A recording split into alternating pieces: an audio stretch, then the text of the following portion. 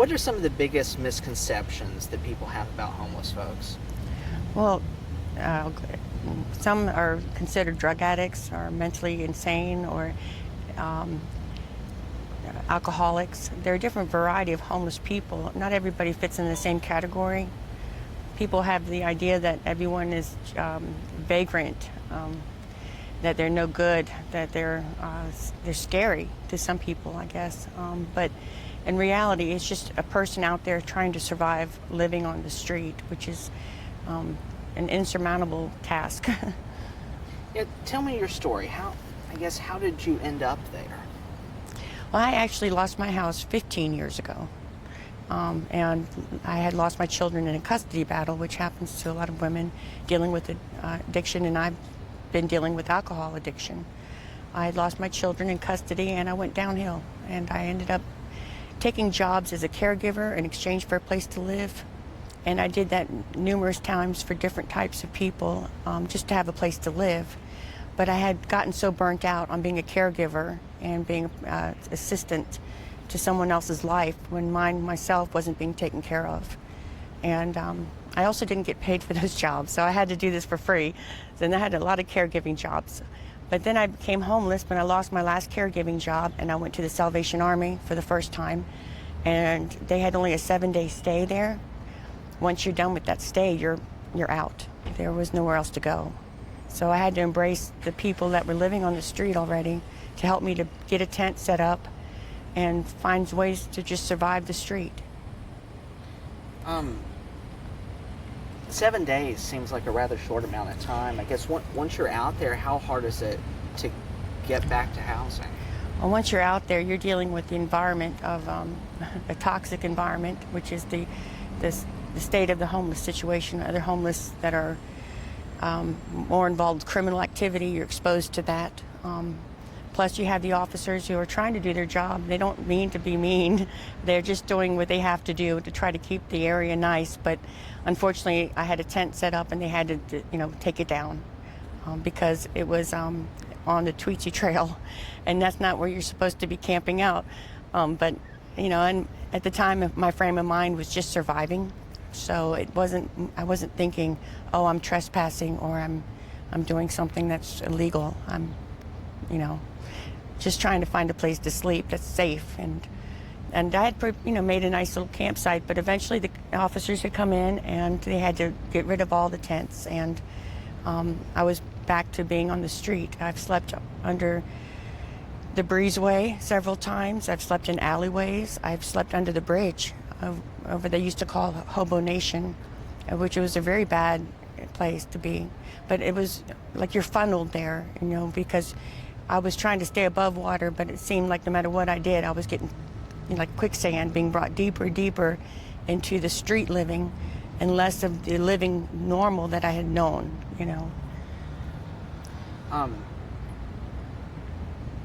Describe for me that quicksand. Sorry. Describe for me that quicksand feeling. What were you trying to do to get back out, and what were the forces of the situation keeping you down? I kept trying to get out. I reached out for the helping hands through Muncie Church. There was a woman named Miss Patty, we all called her, and she was very helpful in assisting all the homeless out here, providing meals, clothing, a little respite from the day in the church. There are other programs like the Day Center that was designed to help the homeless, and I used to go there and I would rest in their facility, and they offered help with medical assistance through ETSU, which helped me to get my therapy. I much needed therapy and get on medication. And once I started following through with my therapy and following through with staying regular on my medication, I started to let go of some of the self-medicating tools I was using, like alcohol, and I was able to just continue to work with the different programs. I had to continue to fight what the street was doing, because the quicksand feeling is when you're trying to get out, the ones around you they rely on you to be where you are in that situation so that you take care of them in their desperate time. So that it's very difficult to pull out of it. But you do, if you just stay consistent with the programs that are out there. And I utilized not only the Day Center in Muncie, I've also utilized AA meetings. They're a great way to get a start. So it's just, and a lot of friends, people that I got to meet, just that became, helpful to me in my life and assisted me.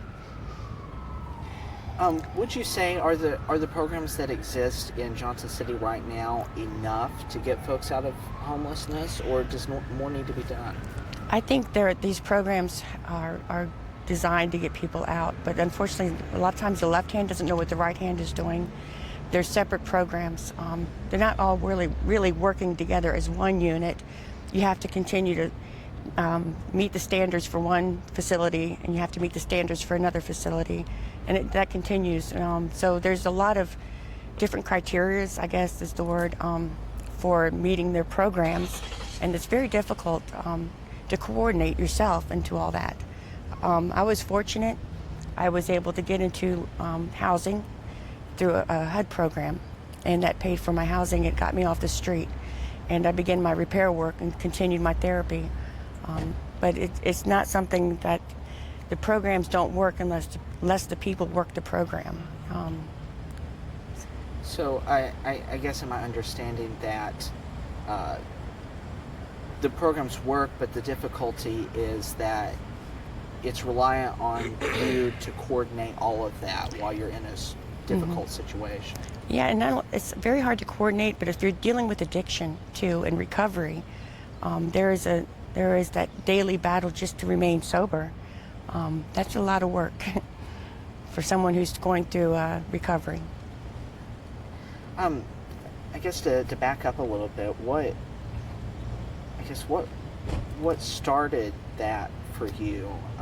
Because it seems like it was not a definitive moment that caused you to end up in homelessness, but a slow fade over time. Yeah, it was definitely a slow fade over time, and to get out of the situation was a slow rise. I had a lot of support from the church. I had a lot of support within the community of people that I had gotten to know through my homeless state. One of the things that really helped me when I was on the street was I played guitar, and I also painted windows. And another news channel had done an interview with me doing Homeless Girl Turns to Artist and painting the windows downtown. I was still homeless at that time, and I had paint left over from my travels, and I just used what I had and just said, okay, I can make some money at this, so let me paint your window. Do you mind? And then one window turned to another, and I was able to get a little bit of money in my pocket and feel good about myself, because it's really hard to feel like you have a purpose when you're living homeless. And one of the other things I use is my guitar. I play music, and I do this busking, which is a term used for someone who goes out and plays on the street for entertainment. And I gained a lot from just the community supporting me. The tips would help me to get through my day. And even after I got housed and got in my new life, I still continue to play downtown because I enjoy watching the families and people go by and enjoy it. So what was the key to getting out? The key was a lot of different people that I would love to give special thanks to. Anne, who was the manager over at John Sevier Building, had worked hard, and she got me in there, and it was really impossible, I thought, but she worked her magic, and she was able to get me into the building, and I was no longer living on the street. Miss Patty Muse, who was the preacher here at Muncie Methodist, a wonderful woman. If anyone ever got to know her, she was just someone that she would chase the homeless down the street to get them to come into her service and get a meal. She did that to me, chased me down the street one time. So just a lot of good people. The day center was a good resource for me. The women in there were just so helpful. ETSU took my physical health and their concern. Made me start caring about myself because they cared, and it really made the difference. That sounds like, do you feel like you had reached a point of it was so hard and you were so far in that you kind of given up? When you're that far in, you do give up. It's easy to give up when you owe money to courts, and I was getting criminal trespassings for having been homeless and trying to stay at places that I was not welcome to stay, unbeknownst to me at the time. But I got criminal trespassings, and I had to go to jail, and and then fines accumulate. Then the court, you got to appear in court, and if you don't have a car and you're living in a different county, like Johnson City, to get to Jonesboro, it's next to impossible. And in the world of a street person who's an addict, it's almost next to impossible to get to these court dates. So you end up being a show of cause, and it's a cycle. It's a sad cycle, and I think there's a lot to be done within the court systems to help those who are unhoused, who are living homeless. If they can't get to court, provide them transportation somehow to get to the courthouse, because that would make a big difference, I should shut up. I also want to talk about some of the, whenever homelessness comes up, there's a lot of vitriol out there. People say nasty things. People assume that, well, you just need to go get a job, or that I've heard people even say that providing meals to homeless folks encourages it. What do you say to those folks? Well, I say I know I worked hard my whole life. I did. I went to school, got an education, and I worked hard. I had a mental health issue that was underlying in my life, that I struggled with my whole life, but took its toll on me and basically overtook my life about 15 years ago. And I wasn't medicating with medications from doctors. I was self-medicating with alcohol, and I utilized that for years and years. And to say that I'm a lower person because I struggle with addiction, there are so many people that have been in judges and so forth that have had similar issues with alcohol. So you really can't point one finger at one person and make a judgment call where that person doesn't want to work. Maybe that person can't work. Maybe they're suffering from a mental health issue you can't see, post-traumatic stress disorder, which even just living out on the street, you have post-traumatic stress because you're in it every day. So it's difficult your mental health is not well, and you're dealing with that, and you're trying to just have a place to sleep at night. So the last thing you're thinking about is having a job to go to every day, because you're thinking, how am I going to get to sleep tonight? What am I going to do? How am I going to eat today? How is my stuff not going to get stolen from me today? That would be a big one on the street. How can I protect myself and keep what I have protected? And that's a daily thing. For someone who wakes up in the morning, pours their cereal in a bowl, pours in their milk, gets their cup of coffee, they can start their day real easy. But when you wake up under a bush and all you have is like a backpack and your shoes have been stolen, it's a different world. And yeah, that's happened to me. My shoes did get stolen when I was sleeping one time. So woke up, I had no shoes. I had only a backpack. So. And you don't even think about, most of us, how important a pair of shoes are to get through a day. Yeah. Talking specifically about the people say, well, just go get a job. How hard is it to get a job when you're in this kind of situation? Well, when you don't have a residence, you don't live anywhere, and plus if you've been coming out of jail or an institution of some sort, you don't have a record of references of any kind. What worked for me was I started building references through side jobs of cleaning houses and stuff. That's really helped for me, but some just don't get that here on the street. They don't have jobs that they can do and build up good references. Plus, they don't have the foresight, the education behind them to actually rationalize that that's what they need to do. So it's really, I've seen them out here. They just hang out all day long, but it's because they don't know how to do anything else. And I don't know if maybe the city had instituted some sort of work program for the unhoused where they could just clean up parks all day long. That would give them something to do. I don't know. Now, don't have to wait for the train. Perfect time. Yeah, because I'm sweating like a hog. Shoot, what else? I think that was, unless there are other things you think we need to address, I think that was most of it. I just want to make sure I get the facts right on a timeline of, you know, how long you were homeless, how long you were in Johnson Severe, and then left. I had spent 2 years homeless on the street in Johnson City, but technically I'd been homeless for about 15 years total, because I always lived with people. In exchange for a place to live, I'd be their caregiver.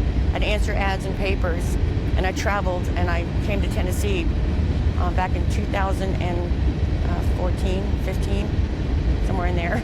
And I ended up just really, the harsh years, I would like to call them, are the 2 years I spent living homeless down in downtown Johnson City, under the bridges, under the breezeway. I even camped out one time outside your news broadcast area. I ran under the bushes and hid from somebody. I remember that. And I woke up and I was like, I had all this stuff in my hair and everything. But I think the hardest part about being homeless is you really have everything stolen from you on a daily basis. If you live out there and you're trying to carry your stuff around on your backpack and you just try to carry your life, you put it down. If you can't carry it all and you try to hide it in a bush and think you're going to find it again, no, it's not going to be found. It somehow gets discovered. And like I said, I had my shoes stolen from me right from underneath my feet when I was sleeping under a bridge, and it was winter, and I had no shoes. So, yeah. So that's how you live out there on the street. You survive. And if it wasn't for the programs, I'm not kidding, if it wasn't for Muncie Church especially, I wouldn't have gotten where I am today. They provided me clothes, shoes. They gave me so much. I can't even begin to tell you. Comfort, a good word when I needed to hear it. Just the right thing at the right time.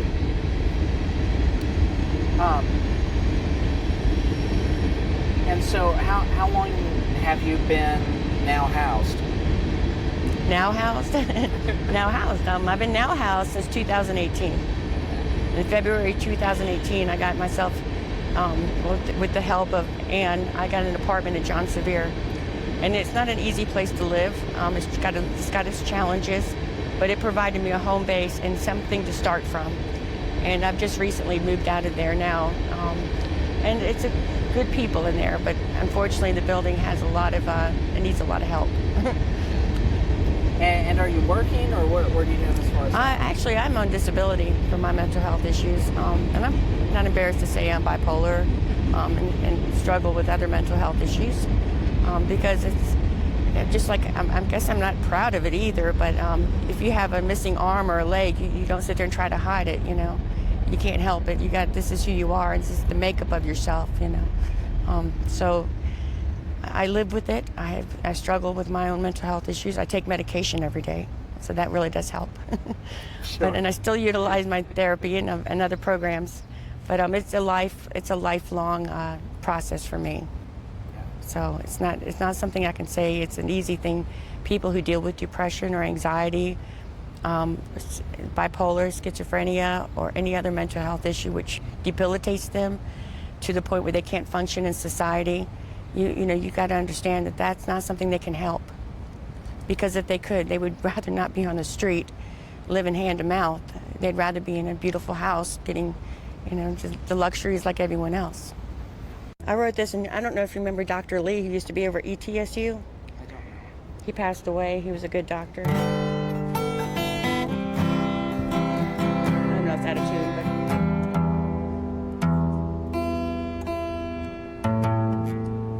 Hey, Wayne. Is that on tune? Does it sound on tune enough?